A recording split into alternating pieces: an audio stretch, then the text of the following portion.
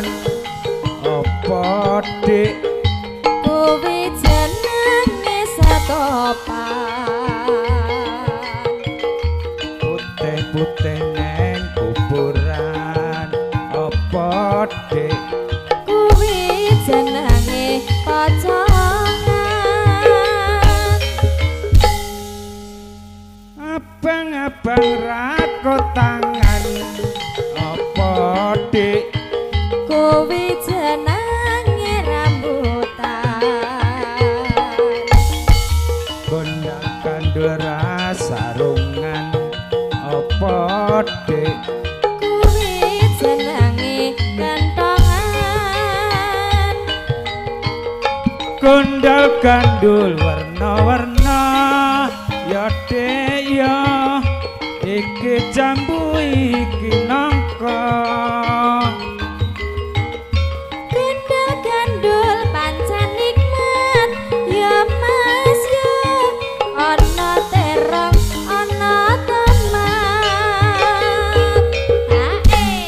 gandul-gandul ana kuping apa dik kuwi ngono anting-anting gundal gandul sing kok gawa kuwi apa kita kuwi koronda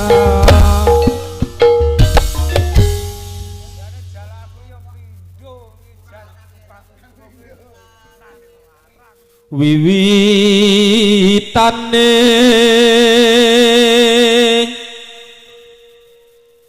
handara sang pekek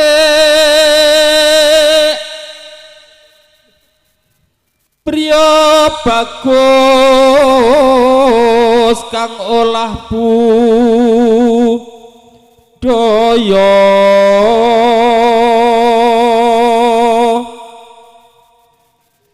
sowan menyang kutha gedhe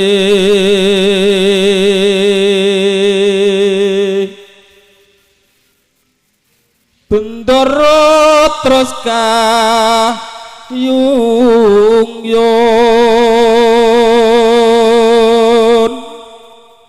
selendang kuning kang saking wukir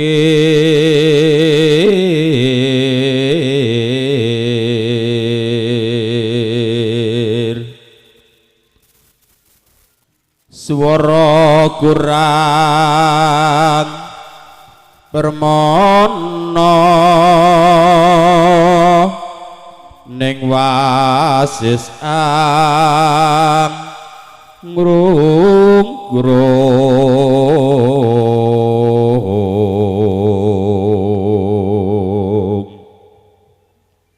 anggrung-grung marang bendara Tiah Sulistya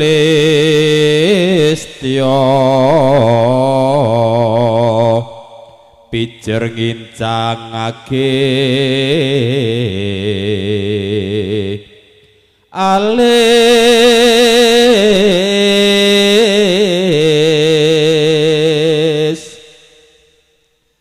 terus tresno sesideman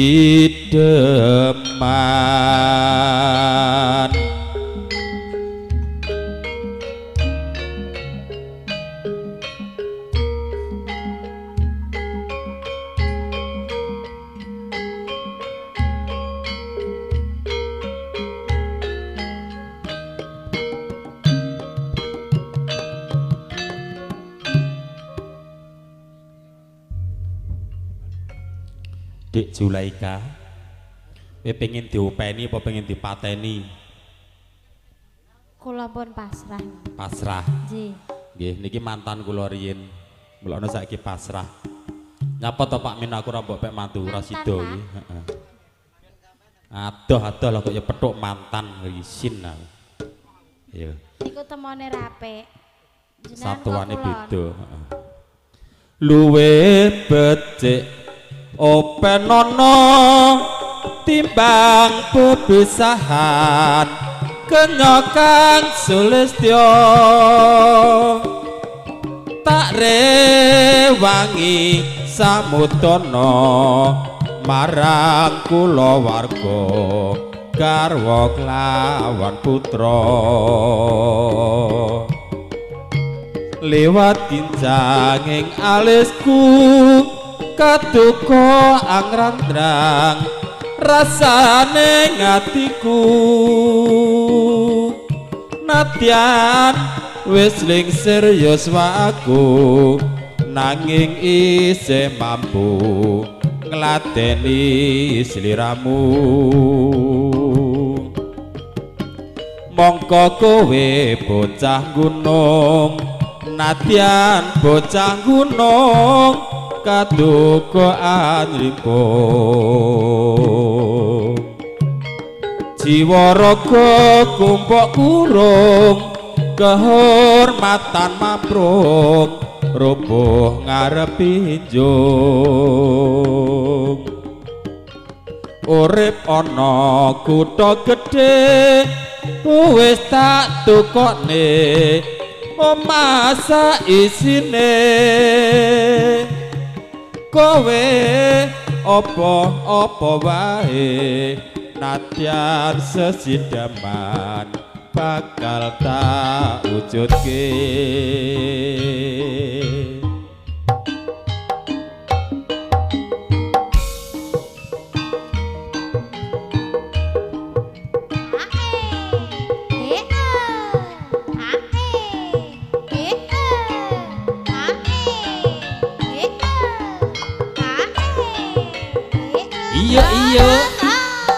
iya oper Loe becik pateran timbang berpisah iya Celestia tak rewangi samudana marang kulawarga garwa lan praputra liwat kinjanging alisku ngaduga anglandang rasane iya atiku nadyan wasling serius aku isih mampu ngladeni salahmu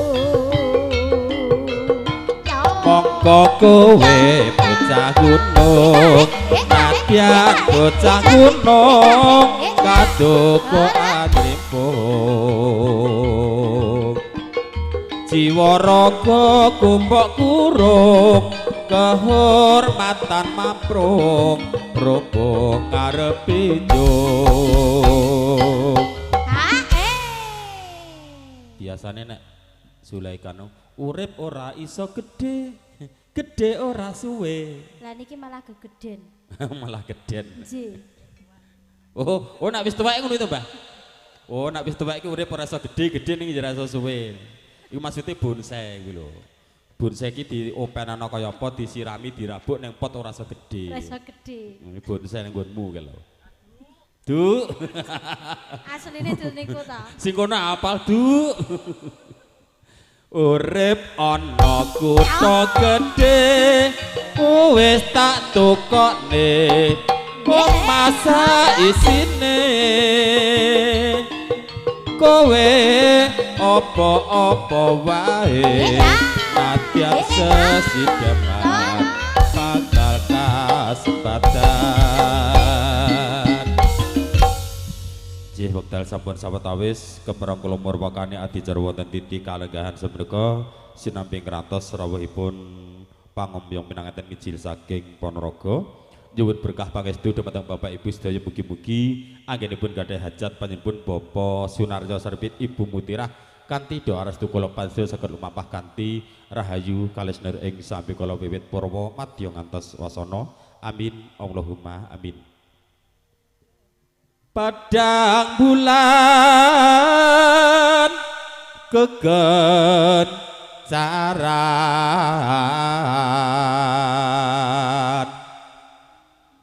ngedengi purnama siti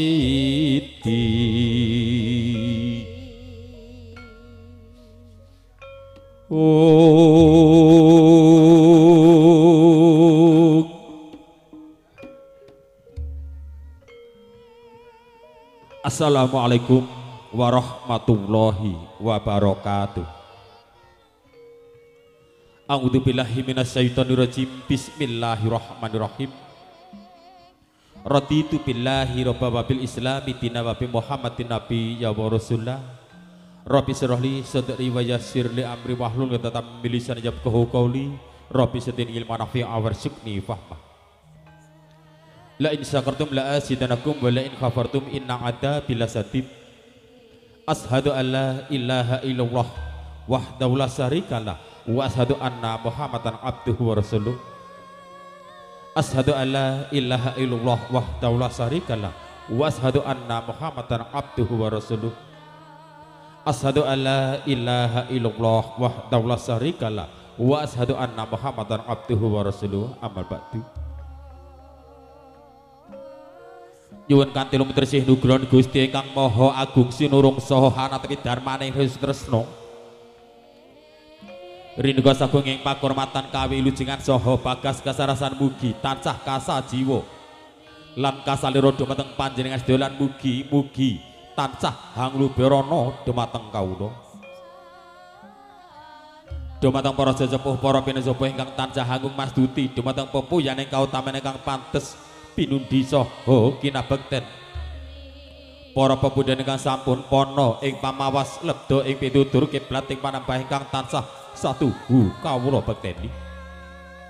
Para kiai, para nyai, para santri ingkang rinten lan dalu tansah sumandhi wonten wahyuning ilahi kang minangka kitab suci. Panutanipun para santri rinten kelawan dalu ingkang tansah kawula taati. Dumateng abdinipun Gusti ingkang ngrasu agami non muslim ingkang tansah kebak inurmatan. Para purna karya lebet raja satriya pangembating negari kami minangka dados pandam-pandaming kawula dasih ingkang tansah kebak winantu ing karaharjan. Wabil khusus pepunden kula Bapa Sunaryo Sarbit Ibu Mutirah, para tamu kakung sumawon putri ingkang tansah satuhu dahat kalingga murdaning akrami. Amit pasang aliman tabi ilo dina sinabetna ing ilo duni tenabena tulak sari ini poto saking suku dendo. Mugi kalilan ana kala nyumantaka wonten ngarsa jengat kula sami boten ateges ngirangi trap sila anggen panjenengan lelenggahan. Keparang kula ngempil kamardikan panjenengan sami keparang kula nyigeng pawandikan mitra tetapangan sami. Nuwun inggih kula minangkani dutra saraya ngemban dawuh saking pupuning kula Bapa Sunaryo Sarbit Ibu Mutirah ingkang magugati hanati darmaning kasepuh Hangrakit Sekar Cempaka Mulya ndhawuhaken atmajanipun ingkang seselih kusumaning Dyah Ayu Yuliana ingkang badhe kelampahan dawuh kalian Adi Mas Bagus Arif Mufadiana putra sakemipun Bapa Jaimin Sarbit Ibu Katemi Mijil saking Ponorogo. Kanthi doa restu kula mesti mugi-mugi anggenipun gadah hajat tansah pinaringan rahayu kalih sedherek ing sabi kala wiwit Purwamadya ngantos wacana. Dumateng sagung para tamu kakung sumawur putri saderengipun adicara kawiwitan junduk kelan kuncaraning bangsa linambaran agunging Pancasila langkung rumiyin monggo kita tansah manuku puja puji syukur dumateng Gusti ingkang Maha Wicaksana. Katitik wonten kalenggahan siang punika kula panjenengan saged sowan ngabiyantara wonten dalem iki kanthi kawontenan sehat wal afiat. Sholawat saha sanembiya tansah kunjuk dumateng junjungan kita Nabi Agung Muhammad sallallahu alaihi wasallam. Kami dados oboring jagat panuntun umat. Mugi kula panjenengan diminjang angsala sapaat. Dumateng sagung para tamu kakung sumawon putri dening adicara ingkang sampun karantame ingkang sampun kalangit wonten titi kalenggahan samenika angka sepisan pambuka kalajengaken mijilipun Serat Maja pinanganten putri saking sasana tepas wangi arsa tindak tumuju wonten ing sasana Dampar Kencana. Adicara panggih kadharengan Bapa Pujangga Agung ingkang sampun piniji pepunden kula Bapa Kasnun. Adicara krobongan kadharengan pempun ibu juru pangabdi busana Dewi pepaes ibu Yana Mijil saking Morang Kare Madiun. Adicara tanggap wacana atur pasrah saking keluarga pinanganten kakung ingkang badhe dipun salirani panjenenganipun Bapa kami tuwa Mbah Adam. Atur panampi panjenenganipun Bapa Sarjianto. Kirap kanalindran kasatriyan kadheraken cucuk lampah kusum maning Dyah Ayu sabelah mijil saking Laladan Madiun. Hastungkara kadherakenipun Bapa Sarjianto. Pratandha paripurnaning hadicara mbok pilih Sirat Maja pinanganten saripit emangke sampun kabedol saking sasana Mayang Arum katindakan tumuju wonten ing sasana Bali Winangun. Menggah mangkatan ronjaning adicara kula mamik slamet kami nuka pengendali wara kadheraken para kadang-kadang purwa laras bebasan balung jagung gending kepareng kapunggel sakwetawis.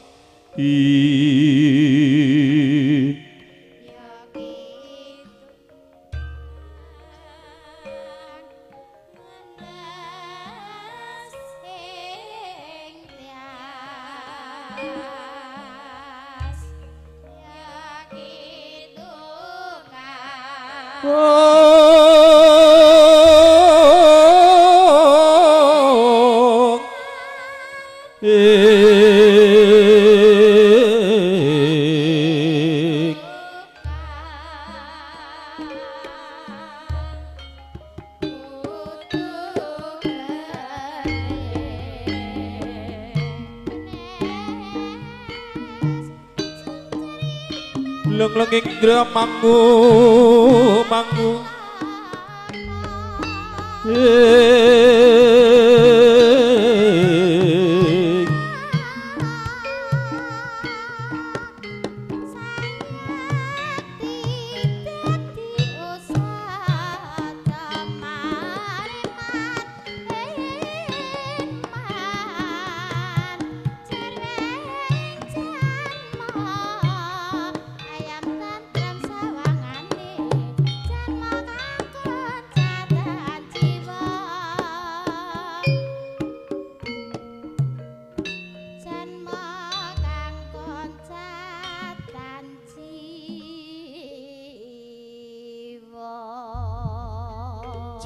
Alhamdulillahirabbil alamin. Megah-megaten pampungan adicara wonten titi kalenggahan jam menika. Adicara angka sepisan muga kita pikakati wawasan surat Al-Fatihah setunggal kemawon. Ila hadratin Nabi Mustafa Muhammadin sallallahu alaihi wasallam. Al-Fatihah. A'udzu billahi minasyaitonir rajim. Bismillahirrahmanirrahim. Alhamdulillahirabbil alamin. Arrahmanirrahim. Maliki yaumiddin. Iyyaka na'budu wa iyyaka nasta'in. Ihdinas siratal mustaqim. Siratal ladzina an'amta 'alaihim ghairil maghdubi 'alaihim waladdallin. Amin. Kawis tinggal sirat maja pinanganten putri anggenipun ngulas wadana ngati salur tur hanggih busana wonten sasana tepas pangi sampun paripurna kepareng panyuwun Bapak Sunaryo sakelan Ibu Mutirah monggo putrinipun kadheraken mijil tumuju wonten ing sasana Dampar Kencana. Arsa madangi jagat duk mungup-mungup aneng sak pucaking wukir marbabak bang sumirat kena soroting surya mega lan gunung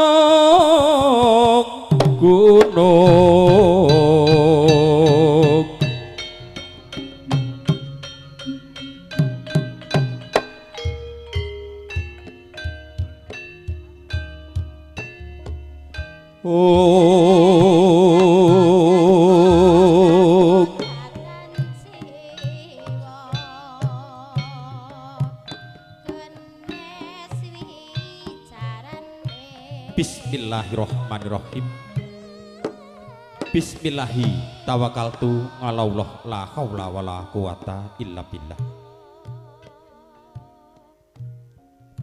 Suwuh arep tata bitana wonten negari pundi to kang kaekuati dasa purwa. Eka marang sawiji hati luwih dasa 10 purwa kawiwitan. Nun nggih wonten titi kalenggahan sampun mapan wonten Karang Padusunan Karang Kecamatan Dagangan Madiun. senadyan to kathah ditahing jawata kathah bali wisma ingkang jejel riyel datan kanton wonten dalipun Bapak Sunaryo saripit Ibu Mutirah wonten titi kalenggahan siang punika mangkono ana ganda arum lumrang Banjaran Sari kang ngambar katuping samirana manda lah menika jejuwitaning pahargyan kaputra-putranipun Bapak Sunaryo saripit Ibu Mutirah ingkang sesilih kusum maning Dyah Ayu Yuliana.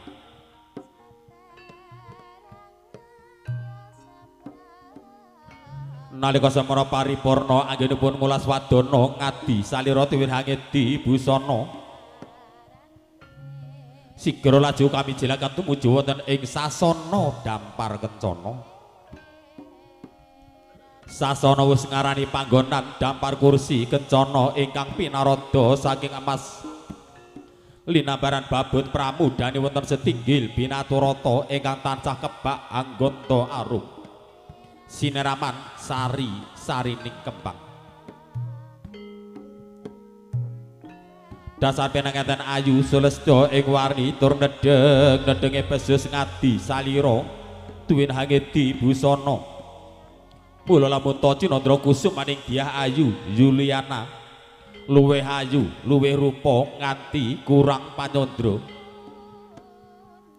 hangagem busana angimba busananing nata ala Surakarta hati ningkrat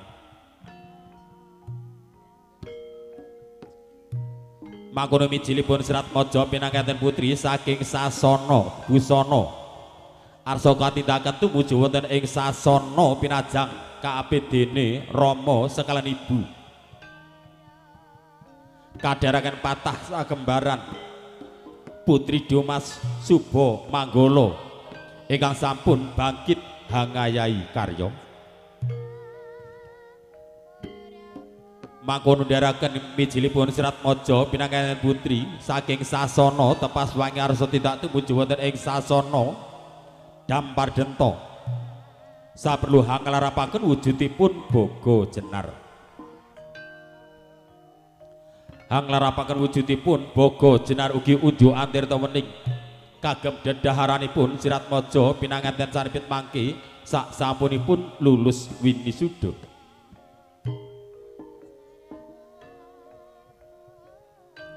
mangkono kawis tinggal Serat Maja pinanganten putri dumugi wonten ing sasana pinajang kaabedene Rama ibu sigra jengkar Putri Dimas saking sasana Palerman arsa tindak tumuju wonten ing sasana dampar kencana saperlu hanglarapaken wujudipun boga jenar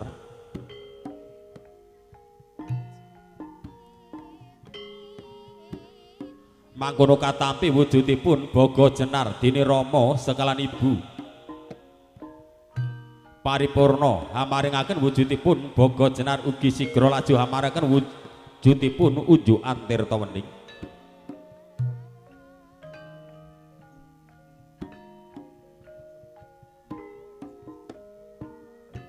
paripurna hanapi wujudipun unjuk antirta wening sigra laju Putri Dimas Suba Manggala kepreng hangapil wujudipun kembar mayang kembar wis ngarani padha mayang iku sekar kembar mayang dumadi saking janur kapundhut saking basa Arab jaa niku teka nur cahya mangkono temekane temanten anyar tansah sumunar kadya cahyaning surya kembar mayang dumadi saking godhong ringin mengku parampita ringin pinangka pangayoman gambarake tumrape wong lanang yen wis wani rabi kudu bisa ngayomi kudu bisa ngopeni kudu bisa ngayemi ngomahi ngingoni lan nganaki sing penak dhewe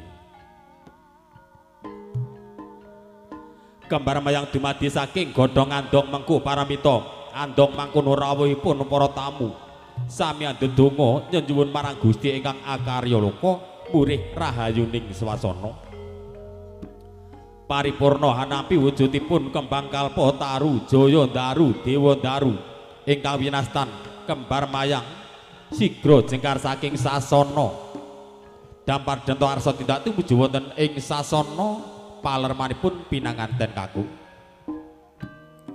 mangkono lulus raja mijilipun Serat Maja pinanganten putri ginela saking prokadang-kadang purwa laras bebasan dampar mancung gending kepareng jinubet sak wetawis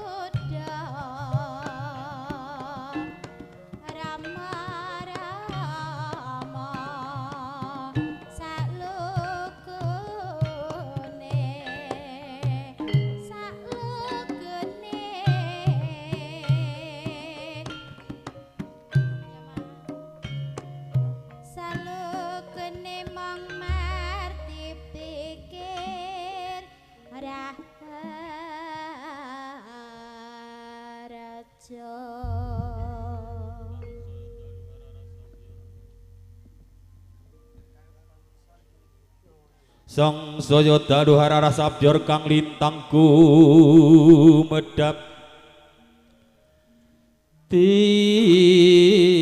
tisunya tengah wengi lumprang gandaning pos pito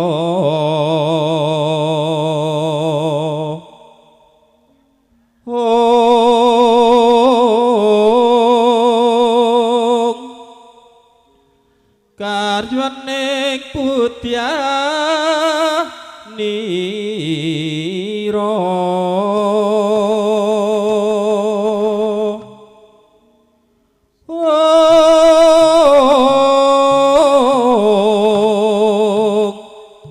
sang dwija wara brengeng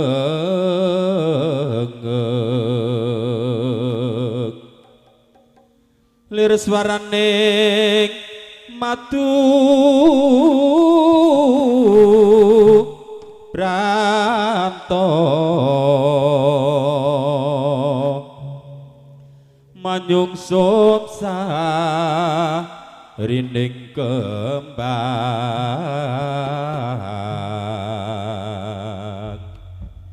ilir-ilir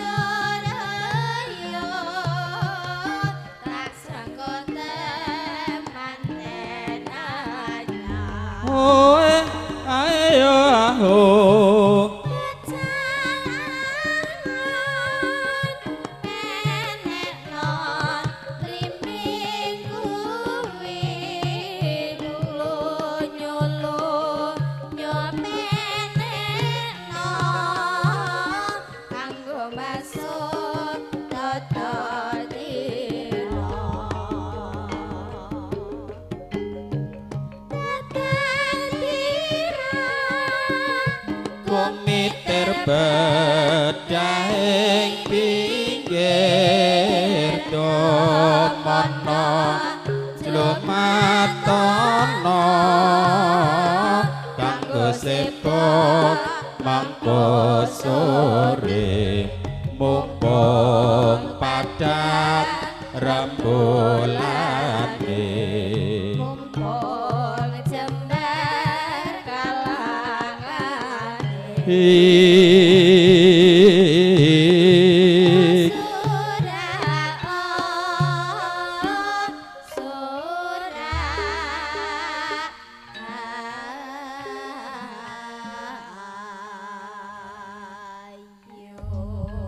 Nyun yudhung teng sakum para tamu kawit tinggal Bapak Pujangga Agung kang sampun piniji Bapak Kasenun sampun samekta ingkati sawe gediri ndhawapaken Serat Maja pinanganten sarimpit kadharaken panjenengan Ibu Juru Pangabdi Busana Dumateng Bapak Ibu kang sampun kaperang rawuh sedaya kemawon kasuwun jumeneng sawetawis paring pahormatan dawuhipun Serat Maja pinanganten. Semuanya dipersilahkan berdiri kecuali yoga-yoga kali sinden. Allahumma sholli ala sayyidina Muhammad.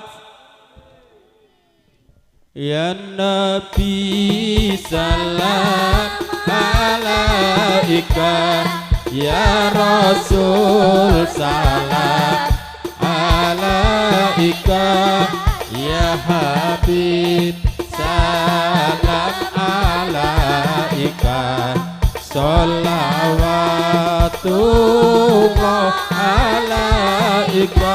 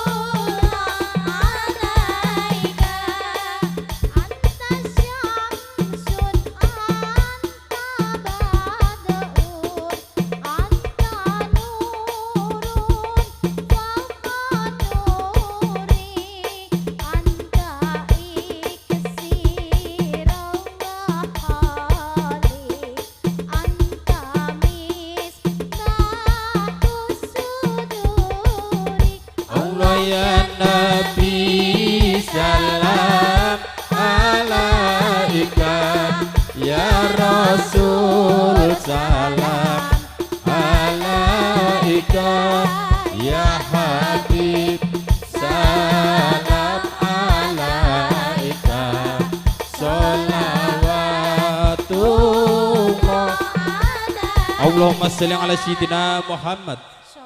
Santuko tetembangan ing warih kadya kodhok ngorek kapiyarsa.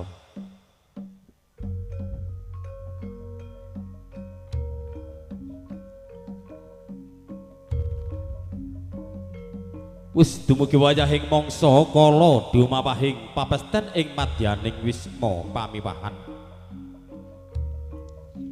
Ana titah ing Gusti ingkang arupi jalu papastri kang bangkit menunggal karsa-arsa ngancik ing alaming bebrayan jong alami kudrat.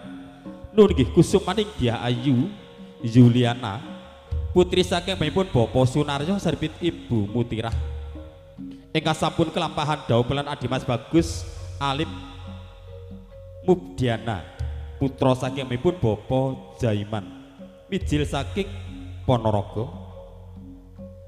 Mangkono dawuhipun Serat Maja pinanganten sarbit miturut catatan widi widone kang sampun sinengker wonten kalenggahan dusun ngrangket dagangan Madiun. Lumantar Bapa Pujangga Agung pepunden kula Bapa Kasnun sinarengan pledha ing Surya kaping 11 wulanipun Sawal.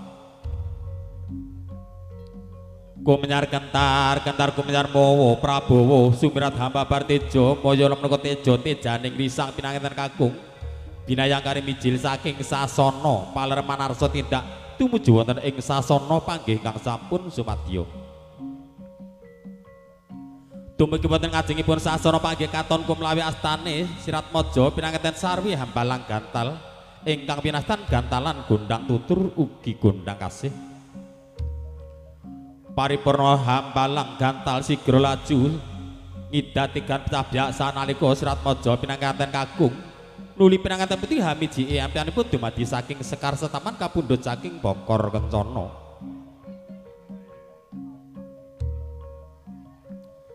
Mangkono dawuhipun Serat Maja pinanganten sarbi tumapak wonten sak ngandhapipun Tarupagung Tundha Sanga. Linambaran kayu kelapa taru jaya ndaru dewa ndaru kang winastan kembar mayang pasangan ugi tinungkulan kembar mayang.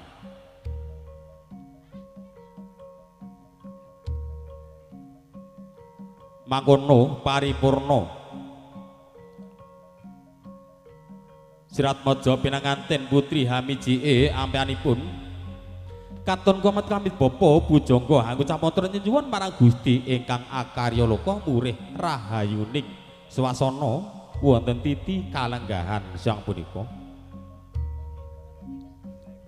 Paripurna Siratmaja pinanganten sarimbit kadhaopaken wonten sak ngandhapipun Tarapagung Tundasanga.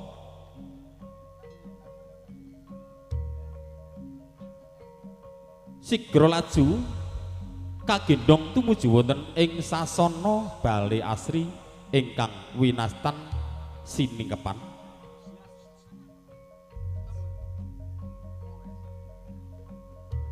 Siningkepan dumadi sang sindur ingkang warna rekna seta, rekna wasana abang seta putih gambareken bilih dumadi menungsa tumitah ana ing alam donya menika dumadi saking rah seta ugi rah abrit. Raseta dumadi saking bapa dening Rahabri dumadi saking ibu. Kagendhong tumuju wonten ing sasana Bale Asri bebas namung saged deping netra kalenggahaken wonten ing sasana Dampar Kencana.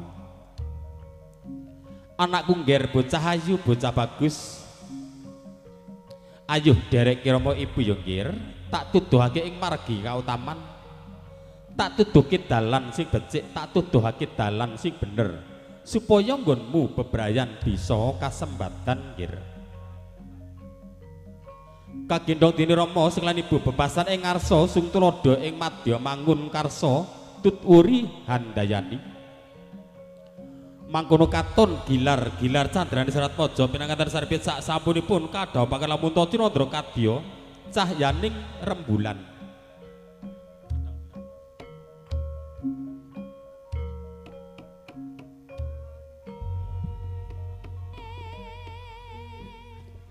Mangkono katon plong bolong bombong raos sing manah pepundhen kula bapa Sunarya seklan ibu Mutirah sakawit wonten titi kalenggahan jemlo sampun kelampahan dhapaken putra putrinipun lumampah kanthi rahayu.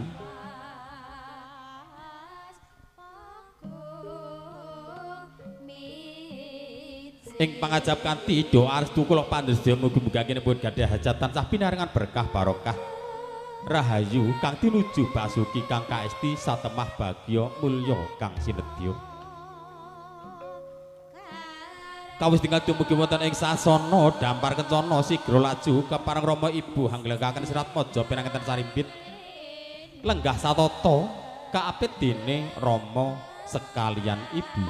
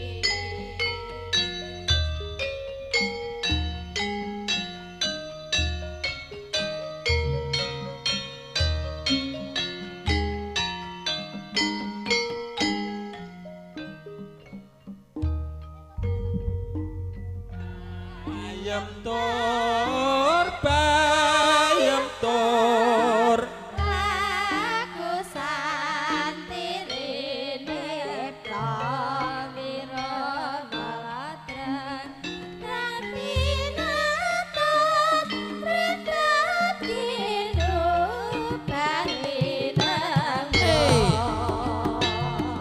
ae salah so ae lo was ae iya bayam tur lagu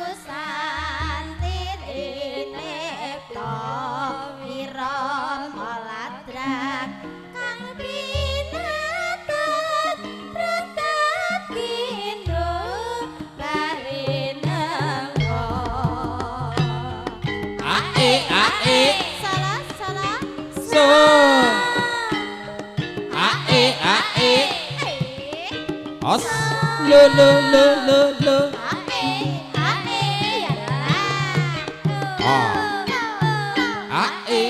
ae yuk Bayantor lo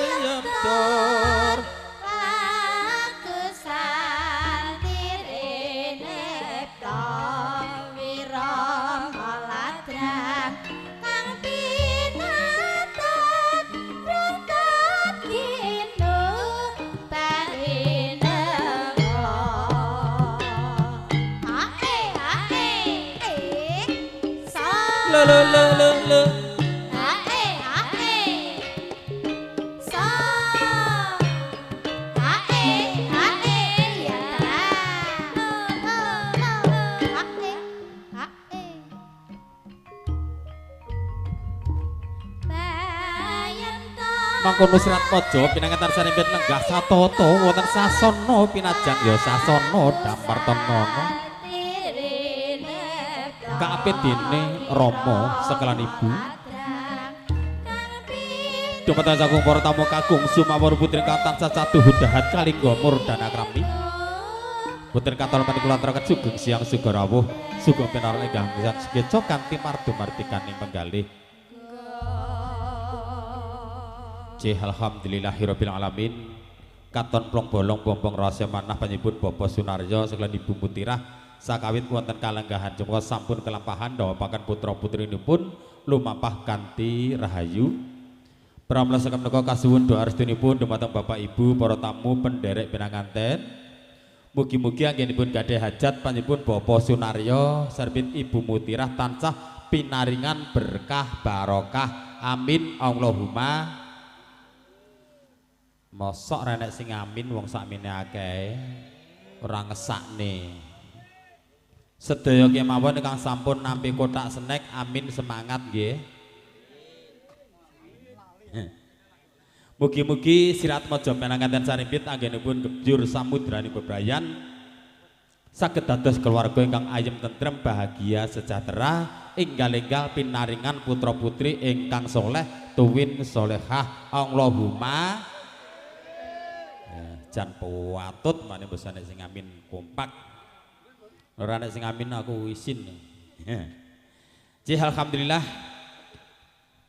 dungkap adicara salajengipun wonten titik kalenggahan menika alhamdulillah katang pisan ugi sampun kaperang rawuh sampun hangapit putra putrinipun lenggah jejer wonten sasana Dampar Kencana dumatengipun Bapak Pujaga Agung ingkang sampun piniji menika ngaten wontenaken adicara salajengipun nggih menika majmuan monggo wekdal kawula semanggaken dumateng pepundhen kula Bapak Kasnun Bapak Pujaga Agung tak tuk wineh blak-balik Assalamualaikum warahmatullahi wabarakatuh Bismillahirrahmanirrahim Alhamdulillahirabbil alamin dumateng para kadang pisan swarga dumateng Bapak Naryo sak keluarga ing medal siang menika sampun paripurna anggenipun ndhawuhaken kaki penganten ini penganten menika kantun tinggal suguh kinang menika ambakno sepele menika adat esti adat dusun Ngranget mbok menawi ingkang nindakaken pingking-pingkingipun sageta meniru ingkang dipun tindakaken para pinisepuh ingkang rumiyin kados sakmenika dumateng Bapak kadang pisan termasuk pinisepuh saking Ponorogo kula aturi ngraosaken anggenipun mendhet toya sukci saking putunipun utawi yoganipun seklimah kula aturaken dumateng para pinisepuh pedal saha panggenan kula aturaken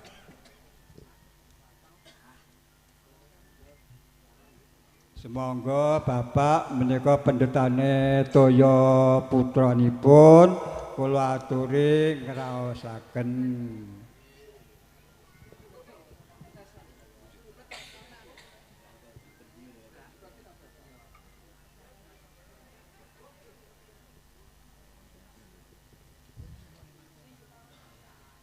Kados pundi Bapak anggenipun mendhet toya yogane raose kados pundi? Anjeles seger.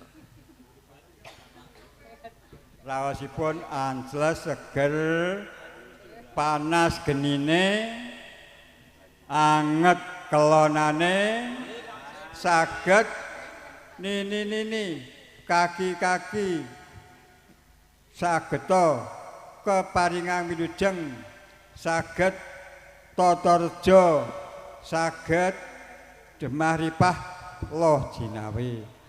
Akhiripun atur kula boten perlu kathah anama semanten merga menika kesting diringkes sing penting mawon. Akhirul kata bila betul daya. Assalamualaikum warahmatullahi wabarakatuh. Sampun Mbah Kung. Alhamdulillahirabbil alamin. Megah mangkaten adicara suguh kinang ngaten ngendikanipun Bapak Bojo Agung. Menika panci jarang wonten nggih. Nateng mriki tasih wonten. Nggih. Nggih, kula ndalang manten pun 20 tahun nembe niki. Nggih, tapi insyaallah adat demi adat sedaya menika amrih saenipun melestarikan adat budaya Jawi. Kawis tinggal sirat maca pinanganten salimbit sampun lenggah sata utawa tersasana dapar ketono. Kapareng panjenengan Ibu Juru Pangabdi Busana ugi dewene Bapak Ibu Yana mijil saking Desa Morang Kecamatan Kare. Salon sairah sae tur murah ngeten iki namung 3 juta komplit bisa diangsur 36 kali.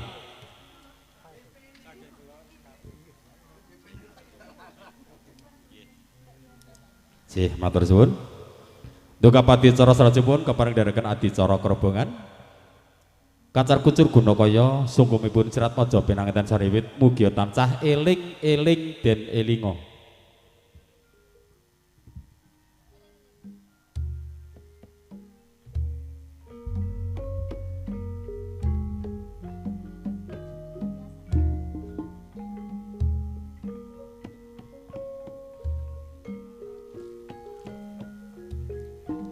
Kacar kucur guna kaya tampa kaya. Kacar kucur dumadi saking beras kawak dele kawak kara kawak polo pendem kawak ing pangajap mugi-mugi sirat maja pinanganten sarimbit dadosa temanten ingkang kawak. Sak kawak-kawake polo pendem mugi-mugi tansah kawaka mantene.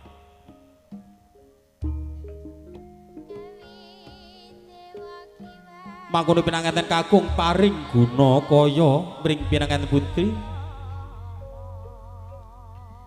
tinampi linambaran tilam lampus kloso blangka sinulam suket kalonjana. Wong ayu pepujaning ati garwanipun Kakang Kusumaning Dyah Ayu Yuliana. Iki tampa nun guna kaya sing tak pasrahke marang sliramu ya wong ayu senadyan sethithik nanging guna kaya iki berkah tur halal. Wajib disyukuri kados dawuhe ing Al-Qur'an la in syakartum la azidanakum wa la in kafartum inna adzabil lasadid. Yen to sliramu gelem syukur kamangka bakal ditambahi nikmatmu nanging yen to sliramu kufur mangerteya siksane luwih pedhih wong ayu.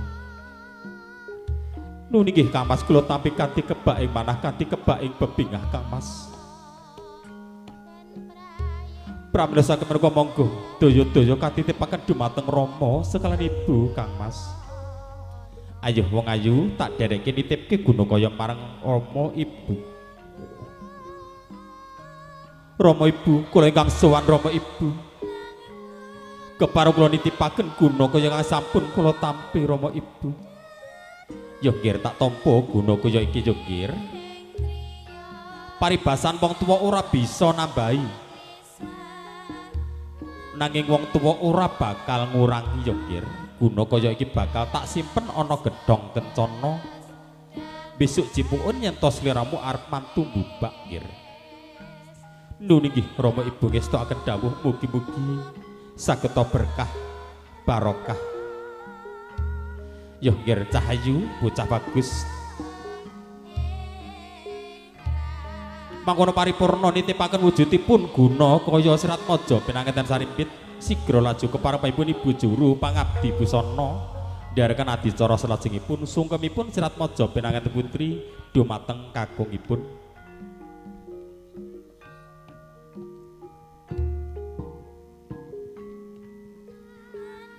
Kang Mas Arif Mubdiana ingkang kula tresnani ngaturaken sungkem bekti kunjuk dumateng panjenengan Kang Mas. Ya wong ayu tak tampa sungkem bektimu ya wong ayu. Muga dadi ya cecimat. Ugi kepareng kula nyuwun pangayoman dumateng panjenengan. Wiwit pekdal sapunika ngantos dumuginipun benjang akhir. Sakawit salebeting manah boten wonten priyalita ingkang kula tresnani kajawi namung panjenengan Kang Mas. Ya wong ayu pun Kakang bakal ngayomi sliramu wiwit dene nganti temekan ing akhir. Sakjroning atinipun Kakang uga ora ana wanita liya sing tak tresnani wong ayu kejaba ya mung sliramu. Nun inggih Kang Mas ngaturaken gunging panyuwun. Monggo Kang Mas kula dherekaken sowan ngabiyantara dumateng Rama seklan Ibu nyuwun berkah pangestu anggen kula panjenengan badhe bebrayan. Mangkono repepeh nggih maksana saya dangu, saya cetha, saya caket, saya hangelela. Sirat Maja pinanganten sarimpit sowan ngabiyantara dumateng Rama seklan Ibu nyuwun berkah pangestu. Nanging saderengipun kepareng Sirat Maja pinanganten putri ngelolos duwungipun Sirat Maja pinanganten kakung saking Wangkingan.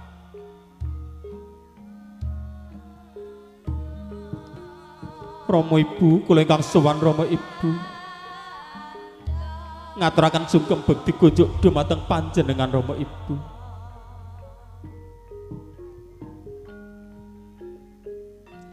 Bebentu menapa ingkang kula sandang rinten kelawan dalu. Dosa menapa ingkang kula lampahi rinten kelawan dalu.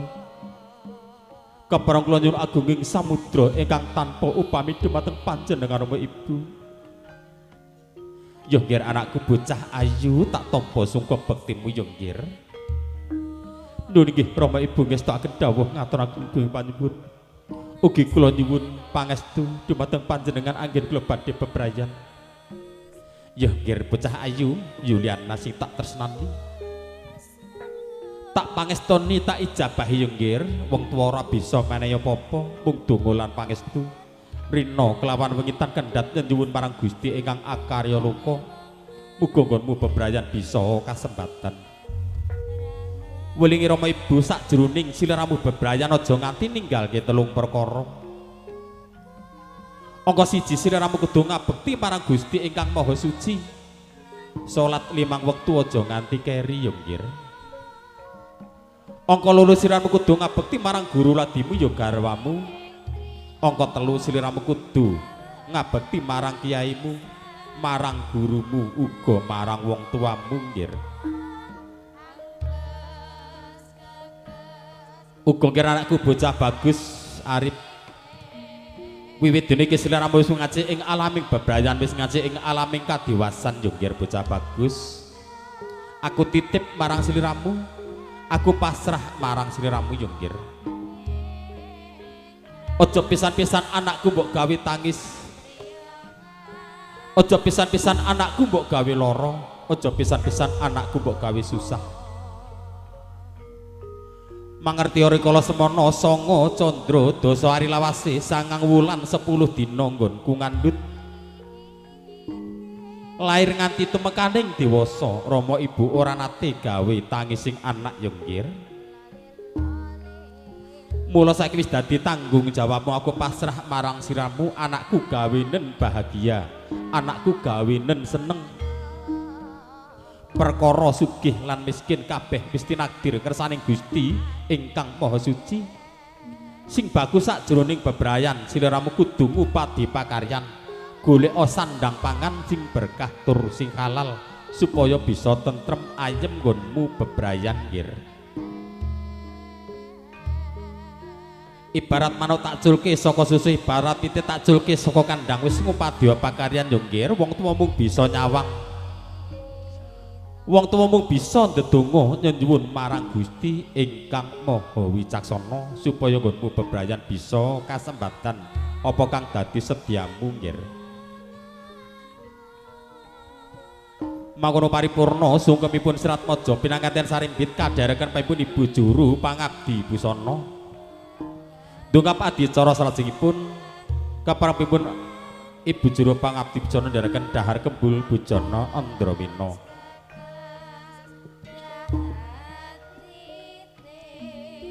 Bismillahirrahmanirrahim. Allahumma barik lana fima razaqtana wa qina adzabannar. Dahar sego punar cecunduk janur kuning piring kencana sendok salaka gelas rukmi.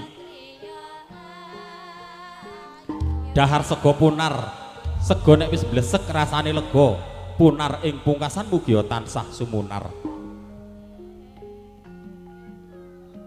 Pinanganten putri kepareng dulang ingkang kakung datan kantun pinanganten kakung dulang ingkang putri. Mangkono Serat Maja pinanganten saripit dahar dulang-dulangan katon guyub rukun genep 3 dina diimbuhi tok kon maem dhewe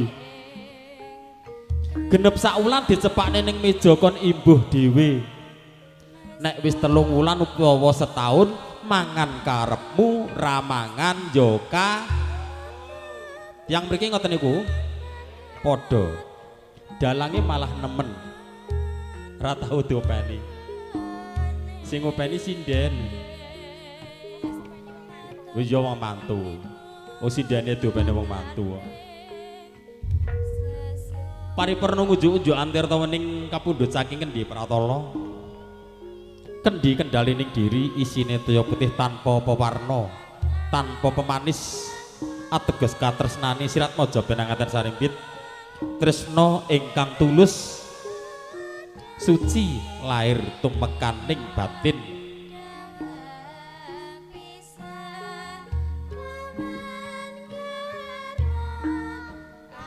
Dumateng sagung para tamu kakung sumawur putri kang tansah caduh dahat kalingga murdane krami. Megah-megaten lulus Raharja adicara krobongan kadharekanipun para kadang-kadang Purwa laras. Bebasan balung jagung gending kepareng kapunggel sak petawis.